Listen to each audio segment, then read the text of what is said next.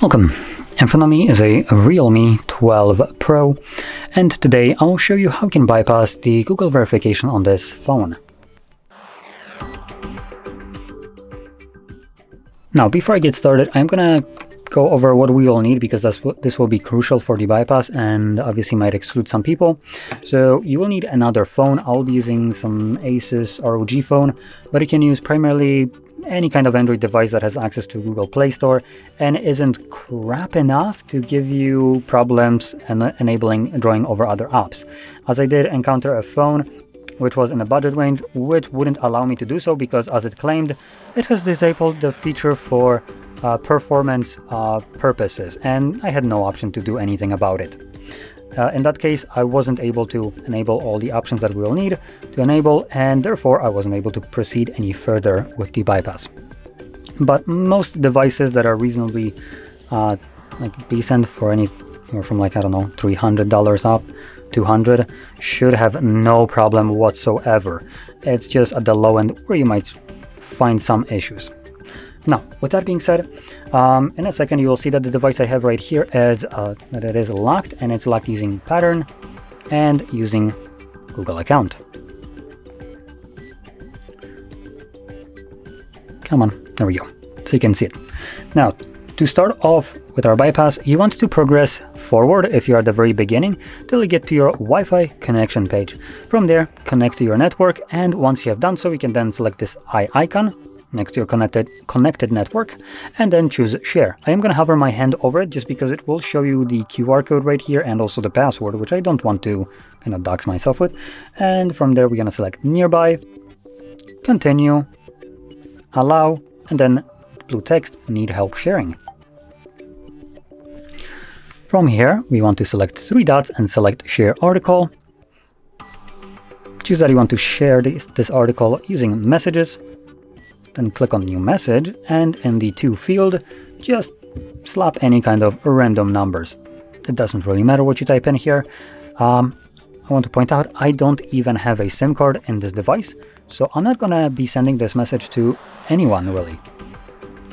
From there, confirm it, and in the message box, get rid of the pasted in article, and then type in www.youtube.com. Now, I do want to stress this, the extension www is very important, and additionally also it's important that all of the W's are small. If, for instance, one of them is big, this will kind of screw up. Now, the reason this is important is because without it, it will open up YouTube in like a small little window and not give us the options that we actually need for the process. While when adding the extension and tapping load preview and then clicking on the icon, it opens up YouTube in its full application form factor, which is what we needed. From there, click on the account icon and then select settings, about, and Google privacy policy, which will open up our browser.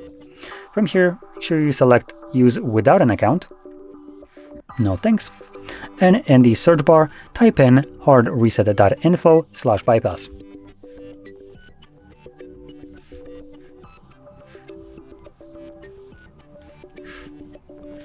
Like so.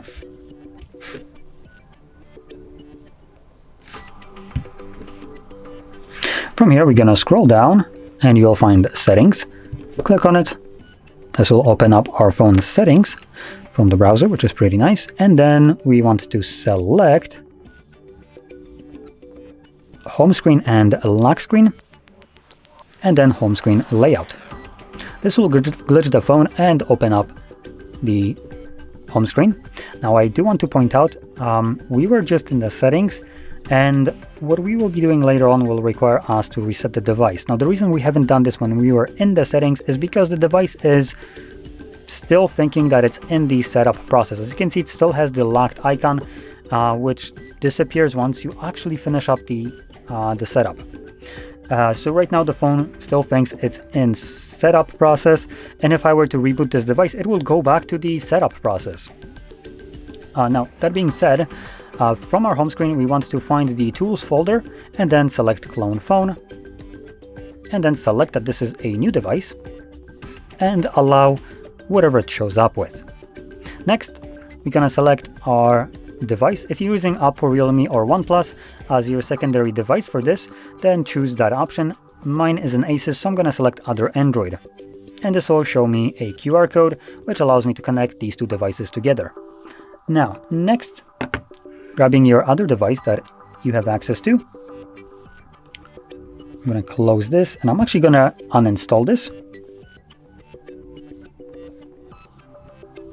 So search for Clone Phone in your App Store, and then for me it doesn't show the Realme Clone Phone, so you can also use the Oppo or OnePlus, as it's the same parent company and all these work interchangeably.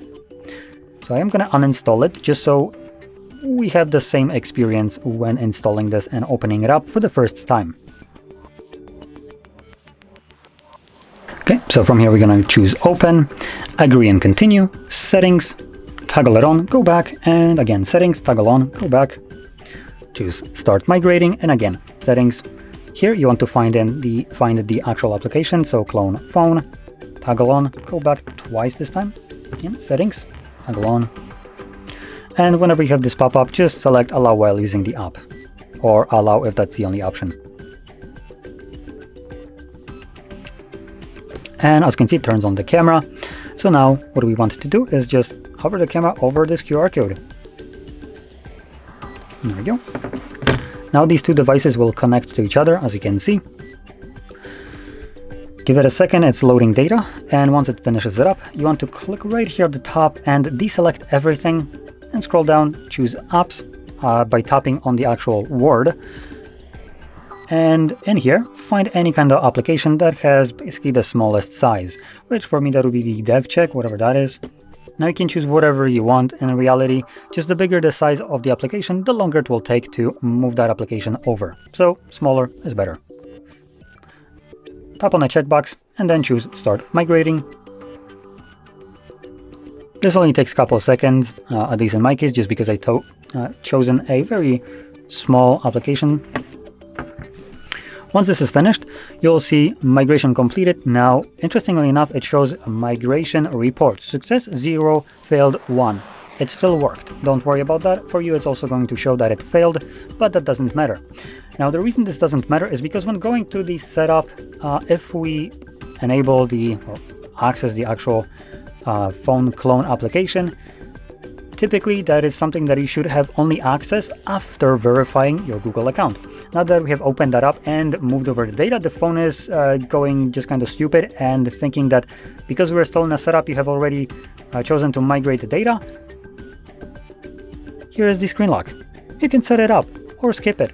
It just completely skips over the verification portion. So right now we can skip that, finish up the setup, which will give us access to the device home screen, with it being actually after the setup. So the phone does know that the setup has been completed, at which point now we can just navigate into the settings, scroll all the way down, select additional settings, scroll down again and select backup and reset, reset phone, erase all data, and then select the button erase data once more, which will begin factory resetting of your device.